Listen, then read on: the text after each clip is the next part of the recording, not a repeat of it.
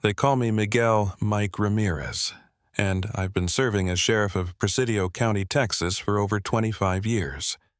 If you've driven west on Highway 90 through West Texas, leaving behind ghost towns and abandoned ranches, and crossed the endless desert where the horizon glitters like water that isn't really there, then you've passed through my jurisdiction.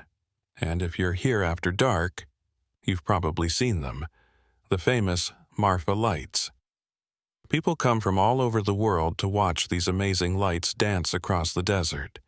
They set up lawn chairs at the viewing area 9 miles east of town. They take pictures, come up with theories, and of course, drink beer. UFOs, they say. Swamp gas, car headlights, atmospheric phenomena, and Apache spirits. I've heard every kind of explanation, but they're all wrong. Before continuing with the video, don't forget to subscribe to our channel and hit the like button.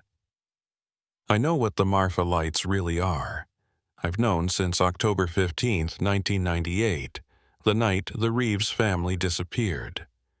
And after what happened last week, after finding those bodies in the old Shafter mine, arranged in patterns that hurt your eyes to look at, I can't keep quiet anymore. People need to know. You need to know. Because the lights aren't just some tourist attraction. They're hunters, and they're getting hungrier. But I'm getting ahead of myself. Let me start from the beginning. Let me tell you about West Texas, about this land where Mexico bleeds into America, where the modern world sits uneasily on top of ancient ground that remembers when different gods walked here. I grew up in Presidio, right on the Rio Grande, where you can throw a rock and hit Mexico. My grandfather fought with Pancho Villa, my father was a ranch hand, and I was supposed to be the first Ramirez to go to college. Instead, I joined the Border Patrol at 18, spent 10 years learning to read the desert like a book, then came home to run for sheriff when old Tom Brennan retired. That was 1999. I'd already been deputy for a year when the Reeves family went missing. They were from Houston, dad, mom, 2 kids, aged 12 and 9. Driving out to California, decided to stop in Marfa to see the mystery lights. October in West Texas is perfect camping weather. Warm days, cool nights, sky so clear you can see the Milky Way like God spilled paint across the darkness. They set up their RV at the viewing area, planning to watch the lights and then move on in the morning. The call came in at 6 a.m. Another tourist found their RV abandoned, door hanging open, breakfast half-cooked on the stove, still burning. Coffee pot had boiled dry and cracked. Their car was there, keys in the ignition, cell phones on the table, wallet and purse untouched. But the Reeves family was gone. I remember standing in that RV, looking at the bacon turning black in the pan, and feeling something cold crawl up my spine. There were no signs of struggle, no footprints leading away, and in the desert, especially after a dry October, you can track anything that walks. It was like they'd just evaporated. But there was one thing. On the window, drawn in the condensation from the cooking, was a symbol.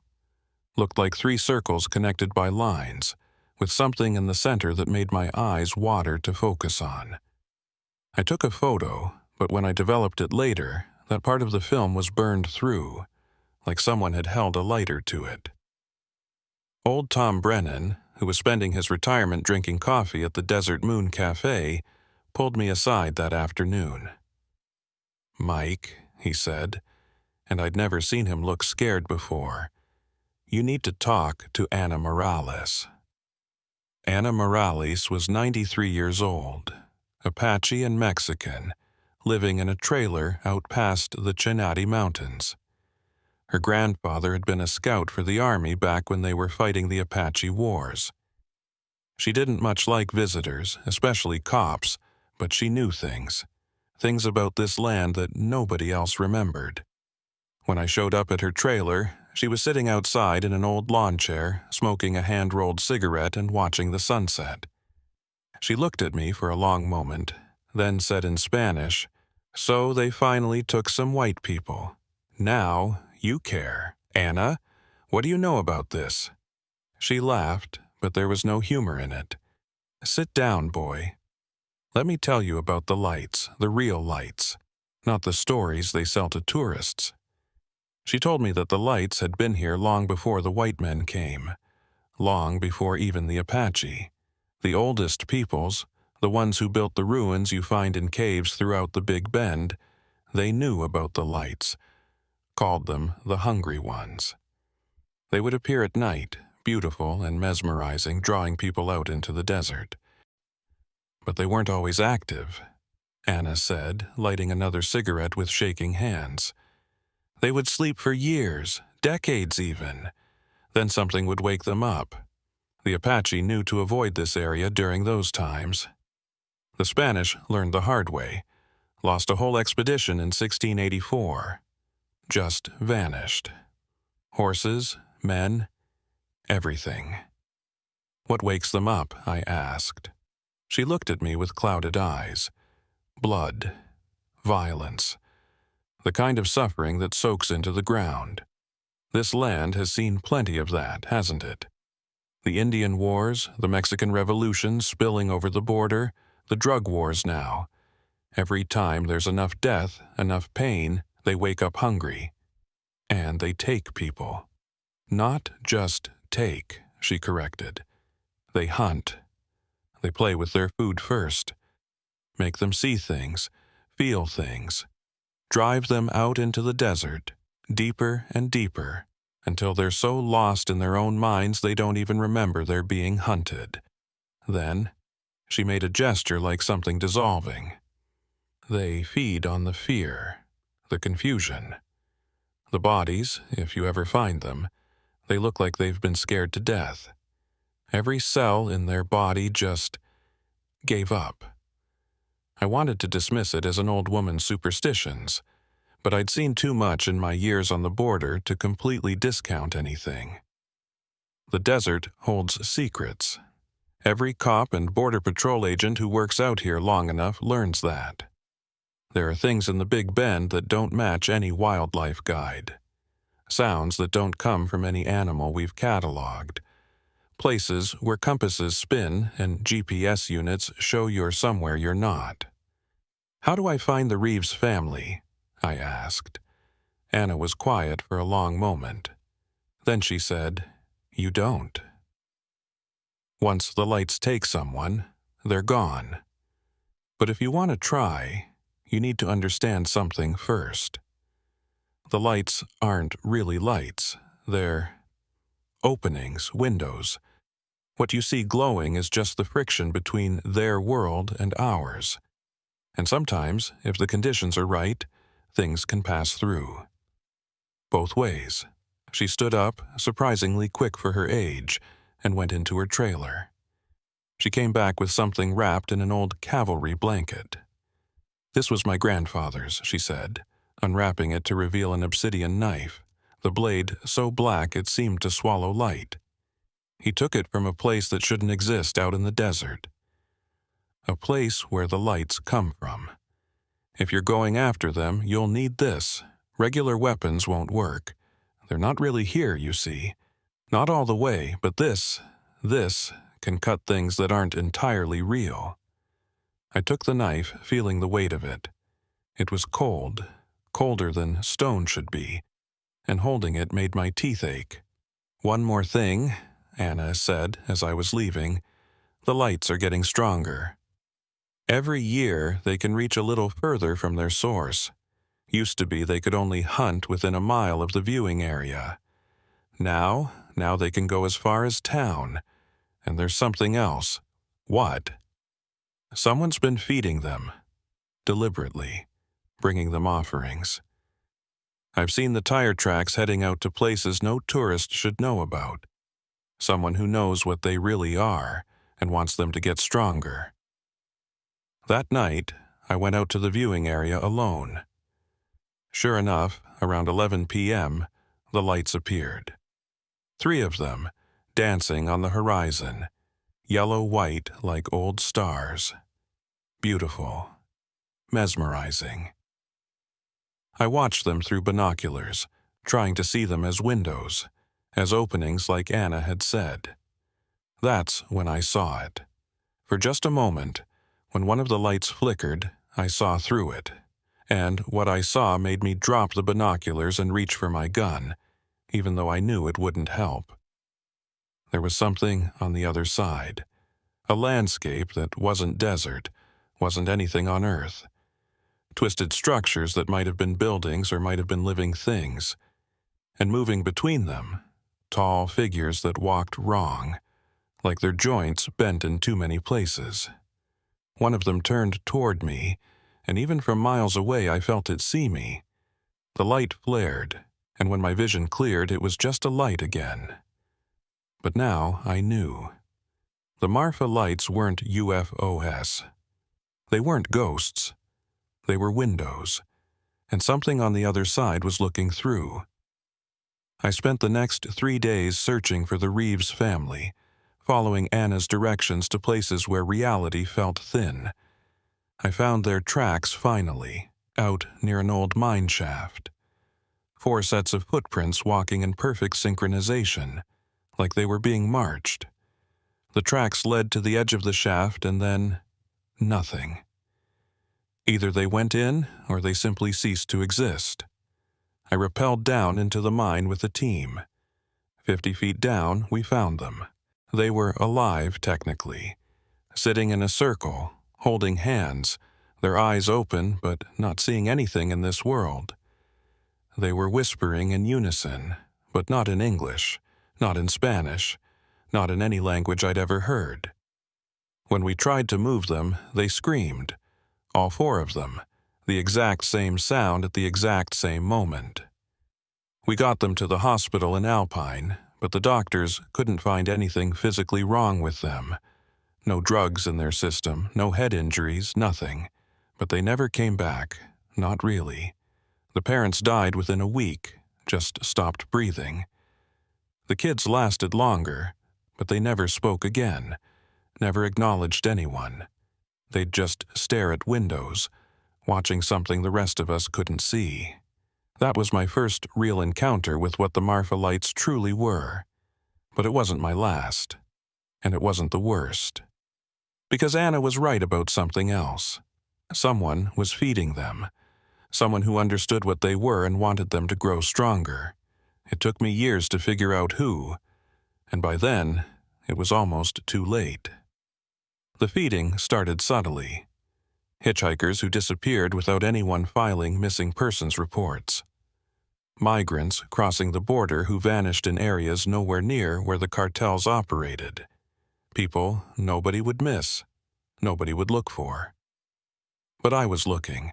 I was mapping every disappearance, every sighting, building a pattern. The lights were appearing more frequently. Used to be you'd see them maybe once a week. By 2005, it was every night. By 2010, they were appearing in daylight. Faint, but visible. And the zone where people could disappear was expanding. First, it was just near the viewing area. Then anywhere along Highway 90. Then all the way to town. I tried to warn people, put out safety advisories about dangerous wildlife in certain areas. Tried to get the state involved. But you know what happened? Tourism increased.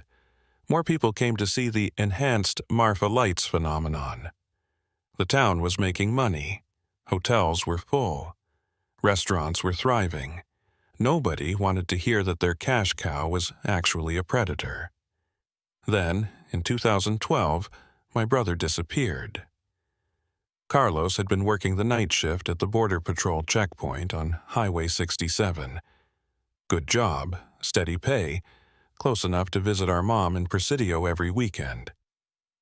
He called me at 2 a.m. on November 3rd, said he was seeing lights near the checkpoint but not in the usual place.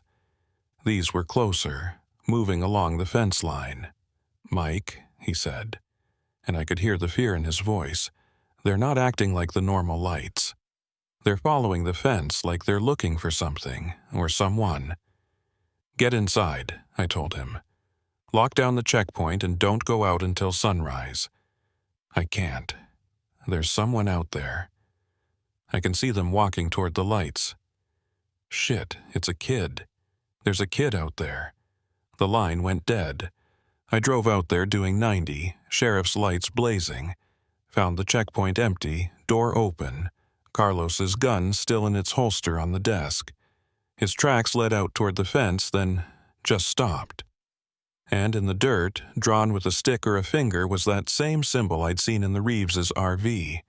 3 circles connected by lines, with something in the center that hurt to look at. I never found Carlos. Never found a body. Never found any trace of him beyond those footprints that ended in nothing. But sometimes when I watch the lights, I swear one of them moves like him. Has his walk, that little limp he got from a high school football injury. Sometimes I think I hear his voice calling from out in the desert, asking for help. That's when I got serious about finding who was feeding them. Because this wasn't random anymore. This was targeted. Someone had used my brother as bait, or payment, or sacrifice. Someone who knew exactly what buttons to push to get him out of that checkpoint. The investigation into who was feeding the lights became my obsession. Every night after my official shift ended, I'd drive the back roads of Presidio County, looking for patterns. Who had access to move freely at night? Who knew the desert well enough to lead people to specific locations? Who had been here long enough to understand what the lights really were? I started with the obvious suspects. The human traffickers who moved people across the border, the drug runners who used the remote ranches as waypoints. But they avoided the lights areas. Even the cartels, brutal as they were, knew better than to mess with certain things in the desert. There's a saying among the coyotes who guide migrants: "La luz de Marfa no es para nosotros." The Marfa lights are not for us. Then I looked at the locals, the ranchers who'd been here for generations, the artists who'd moved to Marfa for the isolation and inspiration, the military contractors who still worked at the mysterious facilities scattered throughout the Big Bend. Everyone had alibis. Everyone had reasons they couldn't be involved. But someone was lying. The breakthrough came from an unexpected source. Father Martinez at the Sacred Heart Church in Presidio came to me in March of 2013. He was nervous, kept looking over his shoulder like someone might be listening. "Sheriff, I need to tell you something, but it's under the seal of confession. I shouldn't be here." "Padre, if someone's in danger, everyone's in danger," he interrupted. "There's a man who comes to confession. American, but speaks perfect Spanish, old Spanish, the kind my grandmother used. He confesses to feeding the lights, says he's been doing it for decades, that it's his duty, his burden." "Who is he?" "I don't know his name." He's careful about that. But he said something last week that scared me. He said the lights have almost reached critical mass. That soon they won't need to be fed anymore. They'll be able to hunt on their own, anywhere, anytime. What does that mean? Father Martinez crossed himself. He said once they're strong enough, they can open the door from their side. Permanently. And when that happens, it won't just be people disappearing 1 or 2 at a time. It'll be everyone. I pressed him for more details, but that's all he had. A voice in the confessional, speaking of ancient pacts and necessary evils. But it was enough to narrow my search. Someone who'd been here for decades, who spoke old Spanish, who had the knowledge and ability to feed the lights regularly. That's when I remembered the Blackwood Ranch. Artemis Blackwood had bought the ranch in 1946, right after the war. 20,000 acres of desert and scrubland, butting up against the Big Bend National Park. He was from back east, old money, claimed he'd come to Texas for his health. Built a massive house out there, Spanish colonial style, brought in architects from Mexico City. But here's the thing, nobody ever saw him in town. His supplies were delivered, His workers came from Mexico and lived on the ranch. In 67 years, I could count on one hand the number of times anyone had actually seen Artemis Blackwood. But that wasn't the strange part. The strange part was that, according to everyone who had seen him, he hadn't aged a day since 1946. I know how that sounds. Believe me, I'm not one for vampire stories or fountain of youth bullshit. But in West Texas, you learn that strange doesn't mean impossible. The desert does things to time, to reality. Places where a day can feel like a year, where you can walk for hours and end up where you started. And if the lights were windows to somewhere else, who's to say what could come through, or what bargains could be made? I drove out to the Blackwood Ranch on a Tuesday afternoon. No backup, no warrant. Just a social call, sheriff checking on an old resident. The gate was locked, but I had bolt cutters. The road to the main house was 7 miles of dirt track, winding through canyons and arroyos that looked like they'd been carved by giant claws. The house, when I finally saw it, was wrong. I don't mean architecturally. It was beautiful, all white stucco and red tile, courtyards and fountains. But it was wrong in the way that made your eyes keep sliding off it, like your brain didn't want to process what it was seeing. And it was cold. In the middle of a Texas afternoon, where the temperature was pushing 95, the air around the house was cold enough to see your breath. I parked and walked to the front door, hand on my sidearm. Before I could knock, it opened. Artemis Blackwood looked exactly like the descriptions from 1946. Tall, thin, pale as paper, with eyes that were almost colorless. He was wearing a suit that looked like it cost more than my annual salary, and his smile was the kind that never reached his eyes. "Sheriff Ramirez," he said, and his voice had a strange echo to it, like he was speaking from the bottom of a well. "I've been expecting you." "Mr. Blackwood, mind if I come in? Got some questions about recent disappearances in the area." "Of course, though I'm afraid I won't be much help. I rarely leave the ranch." The inside of the house was like a museum. Artifacts from all over the world, but especially from Mexico and Central America.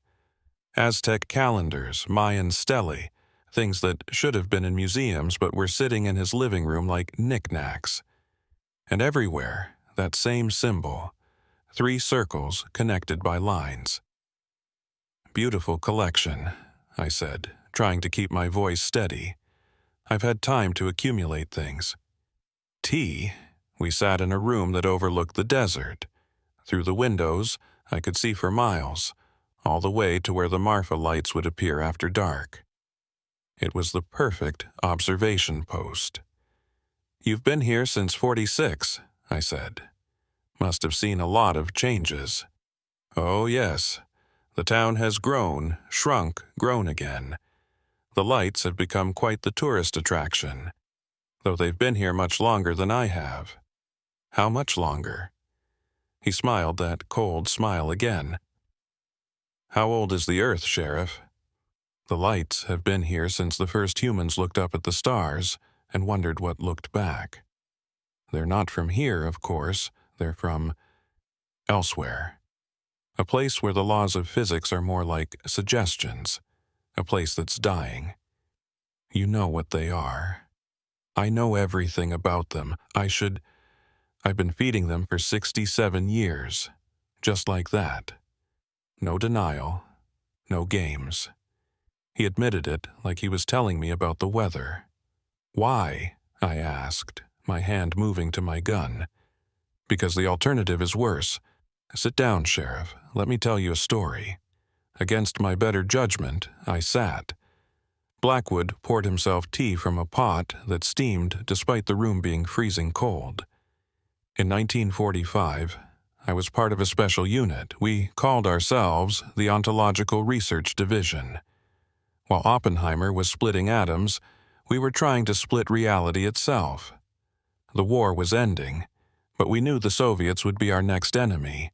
We needed weapons they couldn't counter, couldn't even understand.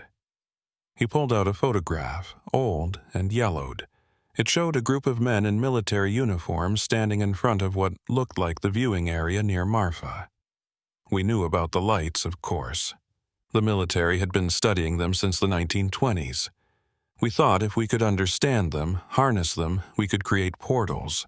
Imagine being able to transport troops instantly anywhere in the world, or better yet, being able to send our enemies somewhere else. What happened? We succeeded. On July 2nd, 1945, 2 weeks before Trinity, we opened a door. Not a small window like the lights, but a full doorway. We sent a team through. He paused, sipping his tea. His hands, I noticed, were shaking slightly. They came back changed. Not physically. They looked the same, but they'd seen things, learned things. They told us about the other side, about the entities that lived there. A dying universe where entropy had almost won, where the last intelligent beings were looking for a way out.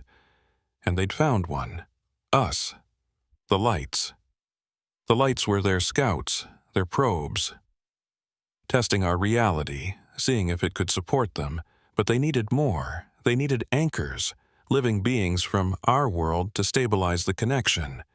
That's what happens to the people who disappear. They become anchor points, holding the door open from the other side. So you've been feeding them people for 67 years, to keep them contained. You see, Sheriff, we made a deal. The entities, they don't want to invade. They just want to survive. But if they all came through at once, the shock to our reality would tear it apart. Both universes would collapse. So we negotiated, a few at a time. Controlled immigration, you might say. And in return, knowledge, technology, the smartphone in your pocket, GPS, the internet. Where do you think those ideas came from? We've been trading lives for advancement. A few disappear so millions can benefit. I stood up, drew my gun. You're under arrest for murder, kidnapping. Sit down, Sheriff. His voice changed, became something that bypassed my ears and spoke directly to my brain. My legs gave out and I collapsed back into the chair. You can't arrest me. I'm not entirely human anymore. Part of the deal. I age one day for every year, and I can see through the windows. I know you've been looking for your brother. Where is he? On the other side. Still alive, in a sense. Time moves differently there. For him, it's been minutes since he crossed over. He's waiting, Sheriff. They're all waiting. And soon, the waiting will be over. What do you mean? Blackwood stood and walked to the window. Outside, the sun was setting, and in the distance the first of the lights was beginning to appear. The contract is almost complete. 1,000 souls over 70 years. We're at 997, 3 more, and the door opens permanently. But controlled, managed, a proper gateway between worlds, not a wound that bleeds reality. And if we don't give them 3 more, then they take them anyway, and the door opens wrong. Violently. The kind of dimensional rupture that would make nuclear war look like a firecracker. Every human within 1,000 miles would be pulled through instantly. The survivors, if you could call them that, would exist in both realities simultaneously, going mad from seeing 2 sets of physical laws trying to exist in the same space. You're lying. He pulled out a tablet, started showing me video files. Military footage from the 40s and 50s. Experiments. Test subjects exposed to the light, their bodies twisting into impossible shapes. Scientists taking measurements as people dissolved into probability clouds.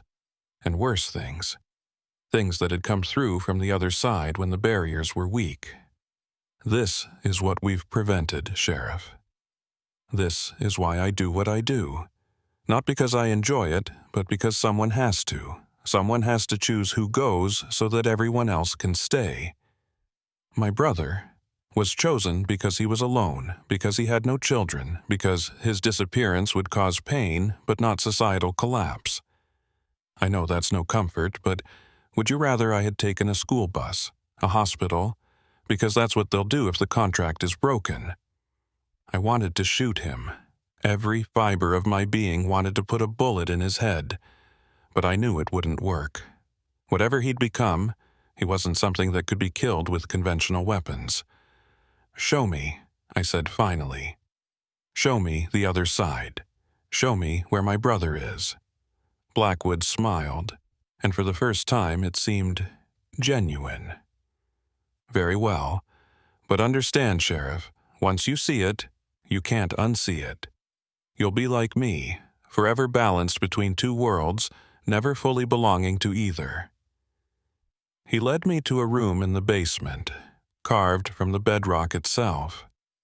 The walls were covered with that same symbol, repeated thousands of times, and in the center was something that looked like a pool of mercury, except it reflected things that weren't in the room. "Look into it," he said, "but don't touch it. And whatever you see, whatever calls to you, don't answer." I looked, and I saw.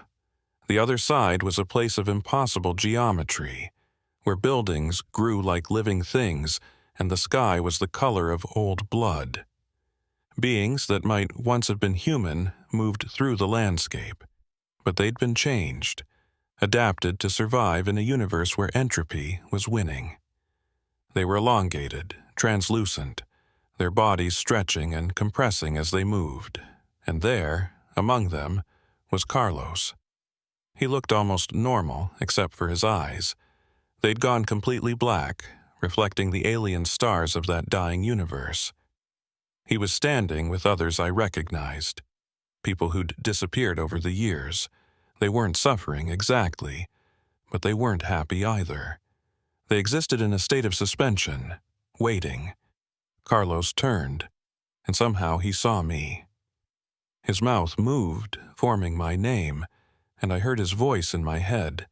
"Mike, don't let them complete it. It's not what Blackwood says. They're lying.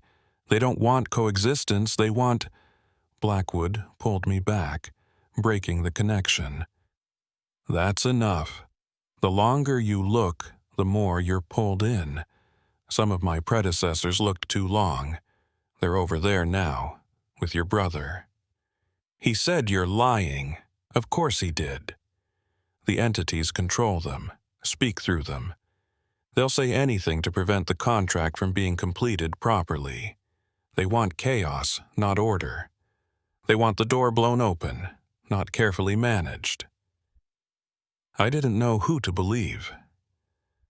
My brother, trapped in an alien dimension, or the man who'd put him there claiming it was for the greater good. I left the Blackwood Ranch that night with more questions than answers, and a decision that would haunt me forever. Blackwood had given me an ultimatum. Help him complete the contract with 3 more selections, or watch as the entities tore through the barrier and consumed everyone I'd sworn to protect. He gave me 3 days to decide.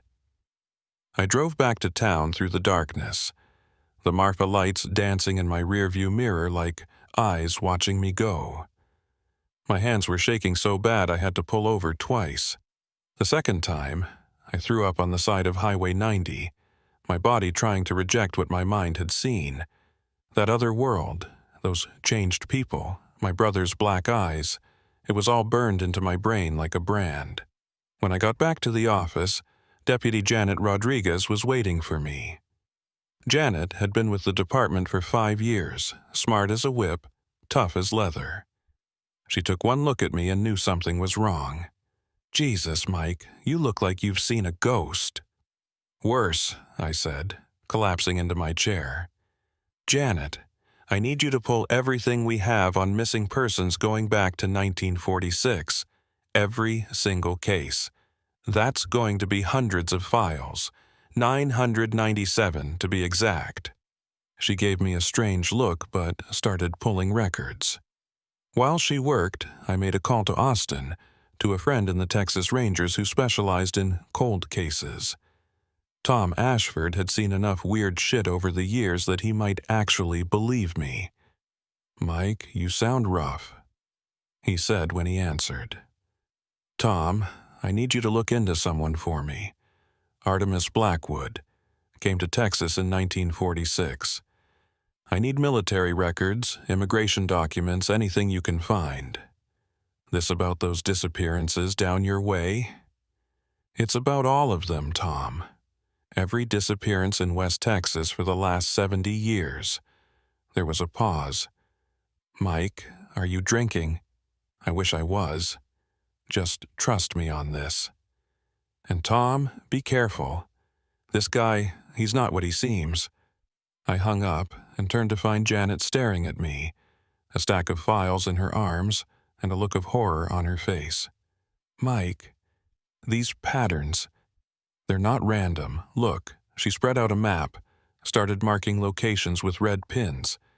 "Every disappearance happens within a specific radius of the lights, but that radius has been growing, and they happen in cycles, 3 here, 3 there, always in threes." "Until recently," I said, looking at the pattern. "The last 2 years, they've been taking more. Building up to something." "To what?" Before I could answer, the lights in the office flickered and went out. Emergency power kicked in a second later, bathing everything in red light. Then we heard it. A sound like glass breaking in reverse, sharp and wrong. The windows of the office were covered in frost, impossible in the Texas heat. And through the frost, something was writing. That same symbol, 3 circles connected by lines. "Janet, get everyone out of the building, now." "What's happening?" "They know I know. They're coming." She didn't argue, just hit the evacuation alarm. As deputies and staff fled the building, I grabbed the obsidian knife Anna Morales had given me and headed for the roof. I don't know why, instinct maybe, or some knowledge I'd absorbed from looking into that mercury pool. On the roof, the lights were there. Not miles away at the viewing area, but right here, hovering over the sheriff's office. 3 of them pulsing in sequence, and in their glow, I could see through to the other side. The beings were pressed against the barrier, waiting. One of them pushed through partially, its elongated arm reaching into our world. Where it touched the roof, the concrete aged decades and seconds, crumbling to dust. It reached for me, and I heard its voice in my head. Not words, but concepts, images, feelings. It showed me what would happen if the contract was completed Blackwood's way. The door would open, yes, but controlled. The entities would come through slowly, integrating with humanity over generations. They wouldn't conquer, they would merge. Human DNA mixing with something else, creating a new species. Evolution through invasion. Then it showed me what would happen if the contract was broken. The images were worse. Reality itself unraveling. Both universes collapsing into a singular point of infinite density and zero possibility. The end of everything. But then it showed me a third option. I slashed at the arm with the obsidian knife, and the entity recoiled with a sound like steam escaping. Black ichor splattered on the roof, sizzling and evaporating. The lights flickered and pulled back, but the message was clear. I called Blackwood from the roof, still holding the knife. "Impressive, Sheriff," he said, not even bothering with hello. "Anna's blade, I assume. One of the few things that can hurt them in their transitional state."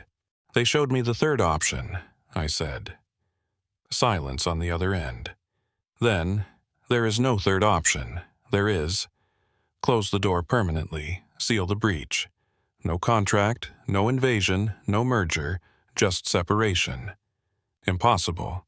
The door can't be closed, only managed." "You're lying." They showed me how. It requires a sacrifice, but not the kind you've been making. It requires someone to go through willingly, carrying something from our world that's anathema to theirs. Something that would poison their reality so badly they'd have to seal the breach just to survive. And what would that be? I looked at the obsidian knife in my hand. This blade that exists partially in both realities.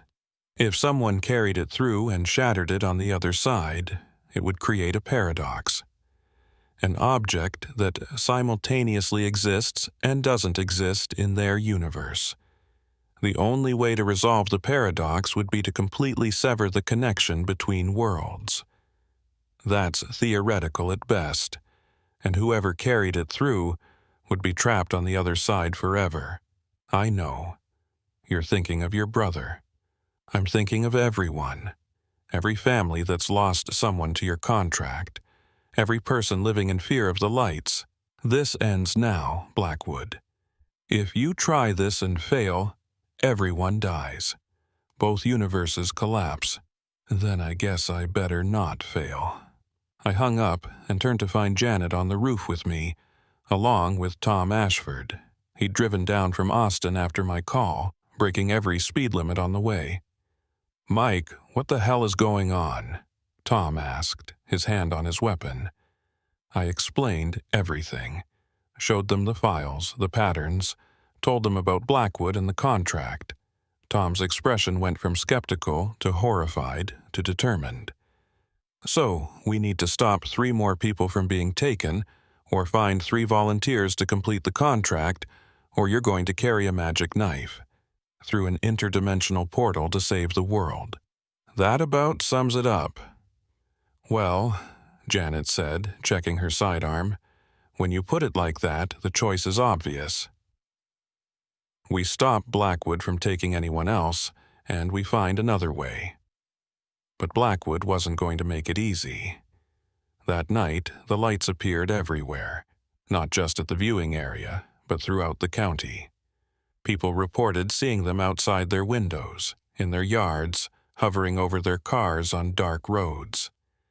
And 3 people disappeared: a homeless veteran from Alpine, a hitchhiker on Highway 90, and Maria Santos, a single mother from Presidio.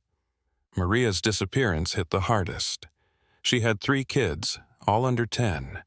They said their mother had walked out of the house in the middle of the night, moving like she was sleepwalking, following a light that sang to her. We found her car at the viewing area, engine still running. Her footprints led out into the desert, joined by 2 other sets of tracks. The veteran and the hitchhiker, I assumed. They'd walked in perfect formation, like soldiers, straight toward where the lights usually appeared. But they hadn't vanished. Not yet. We could see them in the distance, standing in a circle with the lights rotating around them. They were waiting. "It's a trap," Tom said, binoculars pressed to his eyes. "Blackwood wants us to come after them."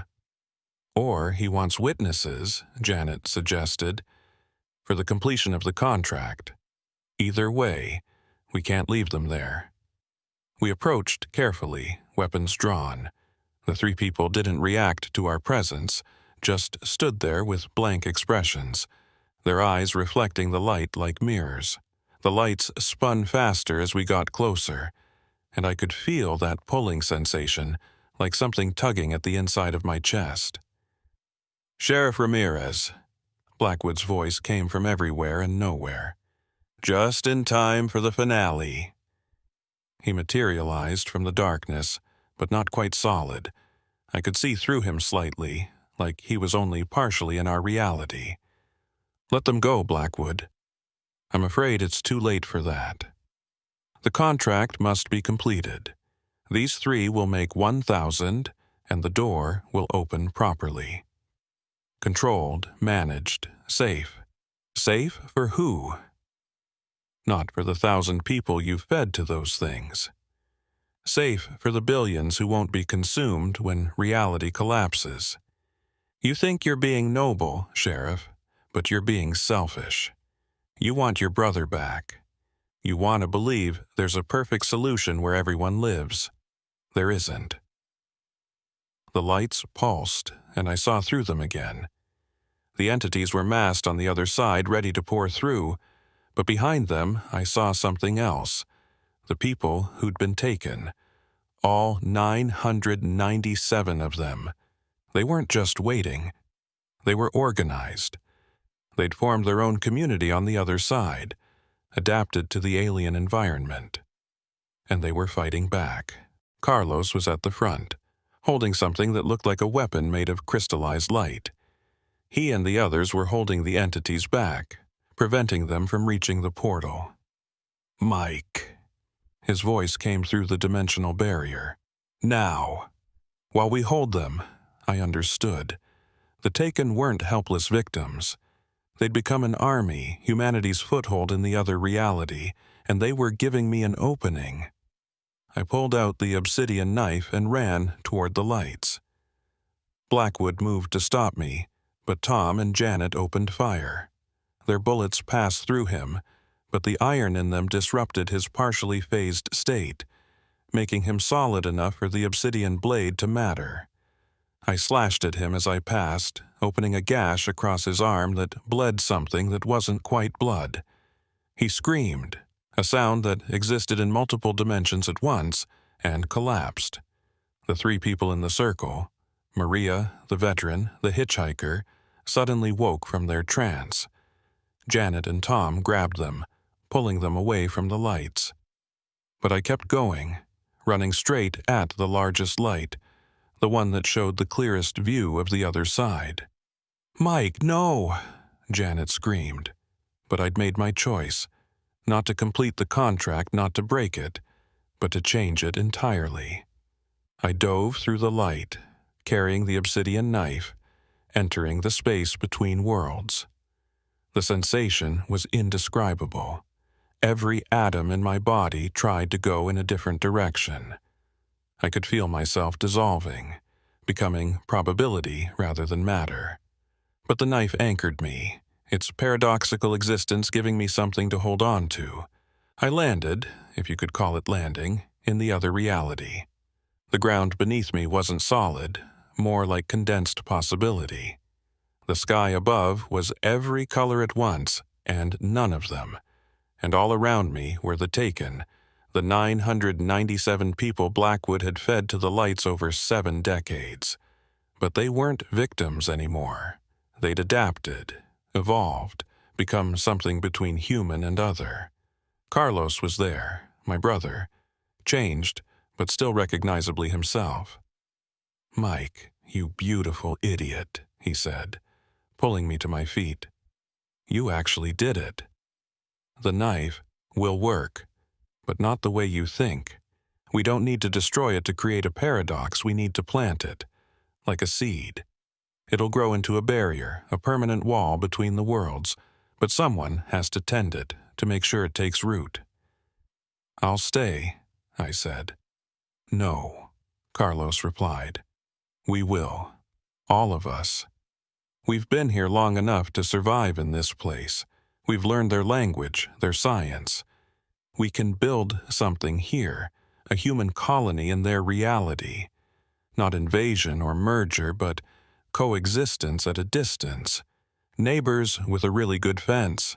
The entities surrounded us, tall and impossible, their forms shifting between states of matter, but they weren't attacking. They were listening. One of them approached, and I recognized it as the one that had reached through to our world. It touched my mind, and I understood. They didn't want to invade any more than we wanted to be invaded. They were just desperate, dying, looking for any way to survive. "There's another way," I said, holding up the knife. "This can create a stable barrier. Your world and ours, separate but connected. Small windows for communication, trade maybe, but no more taking people, no more feeding. And in exchange—" "What?" the entity asked, its voice like grinding glass. "We teach you how to fix your reality, how to reverse the entropy. Humans are good at fighting inevitability. It's kind of our thing." The entity considered this. Around us, the taken humans and the alien beings stood in tense silence. Finally, it reached out one impossible hand. Agreement, it said. I drove the obsidian knife into the ground of that alien world. It sank in like the soil had been waiting for it, and immediately things began to change. The knife grew, spreading roots of black glass through the quantum foam, creating a lattice that would become an impermeable barrier between worlds. But it left windows. Small ones, controlled ones. The Marfa lights would remain, but they'd be what the tourists thought they were. Just lights. Pretty, mysterious, but harmless. Communication portals, nothing more. The journey back through the portal was different from the entry. Where before I'd felt like I was being torn apart, now I moved through it like water. The obsidian barrier guiding me home. I emerged at the viewing area just as the sun was rising, painting the desert in shades of gold and crimson. Janet and Tom were there, along with half the sheriff's department and a confused crowd of tourists who'd come for the lights and gotten far more than they'd bargained for. "Mike!" Janet ran to me, helping me stand. "You've been gone for 3 hours. We thought..." 3 hours? To me, it had felt like minutes. Time really did move differently between worlds. "Where's Carlos?" she asked, looking at the now calm lights, which flickered benignly in the dawn, already fading as the sun rose. "He's staying. They all are. The 997 taken over the years. They're alive, they're adapted, and they're going to make sure the barrier holds from their side." Blackwood was sitting on the ground, his arm bandaged where I'd cut him, surrounded by state troopers. He looked older somehow, more human. The wound from the obsidian knife had severed his connection to the other reality, trapping him fully in ours. "You've doomed us all," he said, his voice hoarse. "Without the contract, without controlled integration, both species will stagnate. Evolution requires fusion. Evolution requires choice," I corrected. "And now both sides have one. They can communicate, learn from each other, but nobody's forcing anyone through portals anymore. No more feeding the lights. The entities won't survive without..." "They will." The humans on their side are teaching them something they'd forgotten. Hope. How to fight entropy with creativity instead of consumption. And in return, they're teaching us about dimensions of reality we never knew existed. It's not a perfect solution, but it's better than slavery or extinction. The federal government arrived that afternoon. Not just FBI, but people from agencies I'd never heard of, with acronyms that probably stood for something classified. They took Blackwood, confiscated his ranch, and tried to take all our evidence, but Tom had already uploaded everything to multiple secure servers, and Janet had hidden physical copies all over the county. We weren't going to let this disappear into some black site. The official story was a gas leak at the viewing area that caused mass hallucinations. The 3 people who'd almost been taken, Maria, the veteran, the hitchhiker, were treated for exposure and released. They didn't remember much, which was probably a mercy. But the real change came slowly, quietly over the following months. The lights still appeared, but they were different now. Instead of hunting, they seemed to be communicating. People reported hearing music sometimes, complex mathematical harmonies that musicians tried desperately to transcribe. Others saw images in the lights, landscapes from the other world, beautiful and terrible, broadcast like a slideshow from another dimension. A linguistics professor from UT Austin claimed she'd decoded a pattern in the light's movements. It was a language, she said, based on quantum probability rather than linear syntax. Within a year, we had basic communication established. The entities had names for themselves, the Watchers, roughly translated. They'd been observing our universe for millennia, trying to understand how we'd avoided the entropy that was consuming theirs. The answer, it turned out, was embarrassingly simple: love. Not in some mystical sense, but literally. The connections between conscious beings in our universe created a kind of quantum entanglement that resisted entropy. Every relationship, every emotional bond, was a tiny anchor against the dissolution of reality. The Watchers had evolved beyond such connections, becoming so alien that they'd lost the very thing that could save them. But the 997 humans on their side were teaching them to connect again. Carlos sent messages through the light sometimes, updates on their progress. They'd established a colony, a bubble of human reality in the alien dimension. Children had been born there. Human children who could naturally perceive both realities. They were the bridge, the translators who would help both species understand each other. Artemis Blackwood was tried in a federal court so secret that officially it never happened. He was convicted of 997 counts of kidnapping and conspiracy to commit interdimensional human trafficking, probably the first person in history to face that particular charge. He was sentenced to life in a facility that specialized in anomalous individuals. I heard rumors that they were studying him, trying to understand how he'd survived partial integration with another reality for so long. Before they took him away, he said something to me that I still think about. "You think you've won, Sheriff, but you've just delayed the inevitable. The barrier won't hold forever. The knife will decay, quantum decoherence will set in, and eventually, the door will open again. And when it does, there won't be anyone left who remembers how to close it." Maybe he's right. Maybe someday, long after I'm gone, the barrier will fail. But that's not my problem to solve. I did what I could with the time I had. I saved the people I could save. And I gave both species a chance to find their own way forward.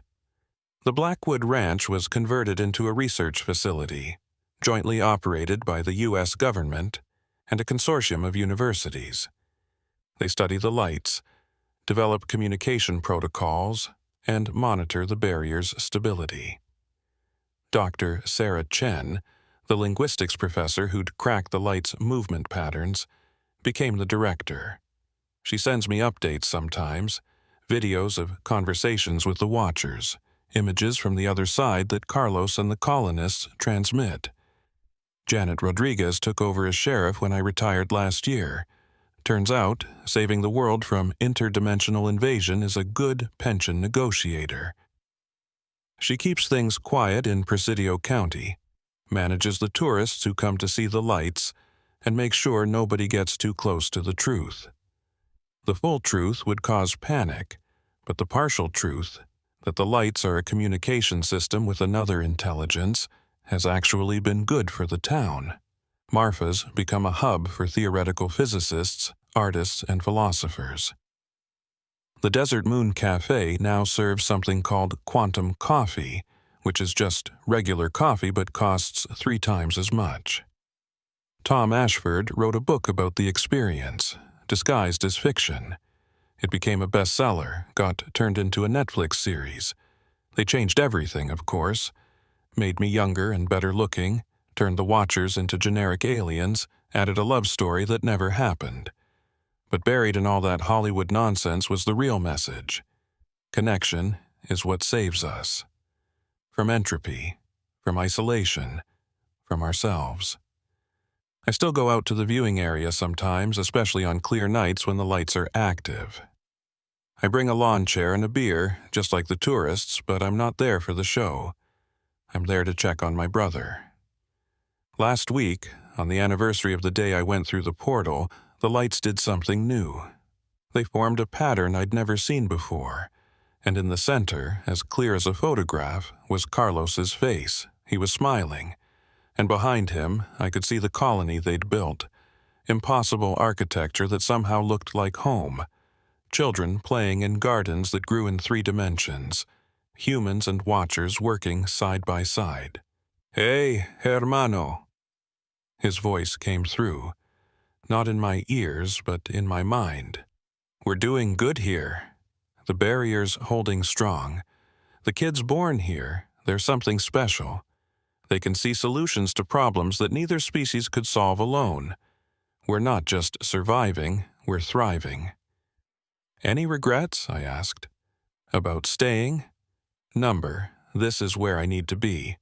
We're the guardians now, making sure the door stays closed but the windows stay open. It's good work, important work. And Mike, thanks for not giving up on us, for finding the third option. The connection faded and the lights returned to their usual dance. But I sat there for hours afterward, thinking about choices, about sacrifice, about the thin lines between worlds. Anna Morales died last month at 97. Before she passed, she gave me something, another obsidian knife, identical to the one I'd planted in the other reality. For when the barrier weakens, she said, and it will. Everything does, eventually. But that's not a bad thing. Barriers are meant to be crossed, just carefully, respectfully. The knife isn't just a wall, it's a gate. And gates need guardians on both sides. She was right, of course. The barrier has been showing signs of wear lately. Not failing, just thinning in spots. The research station has detected quantum fluctuations that suggest the two realities are beginning to synchronize in certain ways. Not merging, but harmonizing, like two instruments slowly tuning to each other.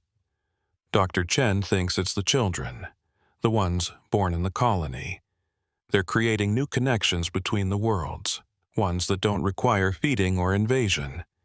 They're building bridges made of understanding rather than exploitation. In another generation, maybe two, we might not need the barrier at all. We might be ready to coexist in the same space, two species that have learned to see reality from each other's perspective. But that's a future problem for future guardians.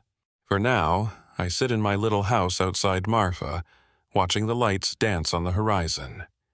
Sometimes they're just lights, photons bouncing off atmospheric particles, creating pretty patterns for the tourists. But sometimes they're windows, showing glimpses of another world where my brother and 996 others stand guard, ensuring that both realities have a chance to grow, to evolve, to find their own paths through the cosmic dark. The tourists still come, still set up their lawn chairs, still make up theories about what the lights are. UFOs, they say. Ghosts, swamp gas, car headlights, and I let them believe what they want. The truth, that they're watching communication between two species separated by dimensional barriers, that they're witnessing the aftermath of a prevented invasion, that they're seeing the guardians who keep both worlds safe, would be too much for most people. But every once in a while, someone sees more. A child, usually, or an artist, or someone whose mind is naturally tuned to impossible frequencies. They see the faces and the lights, hear the music of the spheres, feel the presence of the watchers and the human colonists on the other side. And when they do, I take them aside and tell them a piece of the truth. Not all of it. That would be cruel. But enough to let them know that the universe is stranger and more wonderful than they imagined, and that sometimes, just sometimes, humanity rises to meet that strangeness with courage instead of fear. The government still monitors everything, of course. There are satellites dedicated to watching the lights, underground bunkers full of scientists studying the quantum signatures, contingency plans for if the barrier fails. But they've mostly left me alone since I retired. Professional courtesy, maybe, or recognition that I've already done my part. 3 weeks ago, something new happened. A young woman showed up at my door, Maria Santos's oldest daughter, Elena. She'd been 8 when her mother almost became the 1,000th victim. "Sheriff Ramirez," she said, though I hadn't been sheriff for a year. "I need to know what really happened that night. I've been having dreams. Dreams about lights, about another place, about people living in an impossible city. And in the dreams, someone who looks like you is planting a black glass tree that holds up the sky. So I told her everything. The contract, the portal, the colony, the barrier. She listened without interrupting, and when I was done, she nodded like it all made perfect sense. "I want to help," she said. "I want to be a guardian too." "It's dangerous," I warned, "and thankless. Most people will think you're crazy if you tell them the truth. But it's important." "Yes." She's at the research station now, working with Dr. Chen, learning to read the patterns in the lights. She has a gift for it, an intuitive understanding of the quantum language the Watchers use. Jen thinks Elena might be able to do something none of us have managed. Establish real-time, two-way communication with the colony. Not just messages and images, but actual conversation. The world is changing, slowly, carefully, but changing. The secret of the Marfa lights won't stay secret forever. Eventually, humanity will have to acknowledge that we're not alone, that there are other forms of consciousness in the universe, and that we've already fought and made peace with one of them. When that day comes, I hope we're ready. I hope the guardians on both sides have done their job, keeping the peace, maintaining the barrier, building understanding instead of fear. I hope the children born in the colony, who see reality from both perspectives, can teach us how to expand our consciousness without losing our humanity. But tonight, none of that matters. Tonight, I'm just an old man sitting in the desert, watching lights dance on the horizon, knowing that my brother is out there, somewhere between here and impossible, standing guard over two worlds. The tourists are starting to arrive for tonight's viewing. They'll set up their cameras, hoping to capture something unexplainable. They'll see the lights move in patterns that don't quite make sense, colors that shouldn't exist, and they'll go home with stories about the mysterious Marfa lights. They have no idea they're witnessing humanity's first successful interdimensional peace treaty, enforced by 997 volunteer guardians who gave up their world to save both. They don't know that every dancing light is a message of hope from the other side, a promise that the barrier holds, that both species continue to grow and learn, and that's probably for the best. Some truths are too big to swallow all at once. Better to let humanity adjust slowly to the idea that we're part of something larger, stranger, and more wonderful than we ever imagined. As for me, I'll keep watching. Keep listening for Carlos's voice in the lights. Keep the obsidian knife safe in case it's ever needed again. Because I'm still the sheriff, even if the badge is retired. Still sworn to protect and serve. It's just that now my jurisdiction extends a little further than Presidio County, Texas. It extends all the way to the space between worlds, where the lights dance and the guardians keep watch, ensuring that two realities can coexist without destroying each other. The Marfa lights were never UFOs. They were never ghosts. They were a door, then a wound, then a window, and now they're a bridge. And on both sides of that bridge stand humans, changed, evolved, but still human, keeping watch, keeping faith, keeping the peace between worlds. That's the truth about the Marfa lights. Now you know what I know. What you do with that knowledge is up to you. But if you ever find yourself in West Texas, watching those lights dance on the horizon, remember, you're not just seeing an unexplained phenomenon. You're seeing proof that humanity can face the impossible and choose cooperation over conquest, understanding over fear. You're seeing my brother and 996 others standing guard in another reality, making sure both worlds have a chance to thrive. And maybe, if you look closely enough, if you're open to impossible truths, you'll see them looking back.